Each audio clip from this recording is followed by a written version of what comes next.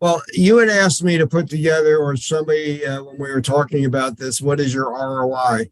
And I just put together this slide because, again, I don't want anyone to come back to me. And the financial advice is take this as it is. But if you have $1 million available investment, so to speak, my average cap cost of my cars is $25,000. So that to me says that I can buy 40 more deals with my $1 million. I'm averaging $5,000 a deal on the initial lease. We put $1,000 aside, for repossession reserves. Leaves me $160,000 at the dealership. Again, there's money to be made at the dealership and the leasing company, which is why this is such a powerful entity. Obviously, there's commissions, compensation, etc. About 25% goes to those.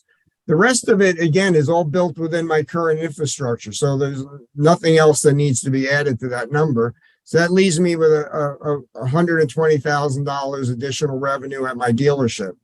But when you add in the leasing company at the money factor return, I'm getting on that same $1 million, about $220,000 of interest income, interest revenue. My leases are built with a $1,500 internal bank fee, basically. So, 40 deals times $1,500 a deal is $60,000 profit at my leasing company. And the cost, technology, a little bit of personnel for the year for an operation that size, I'm estimating at about $4,000 a month or $50,000 a year.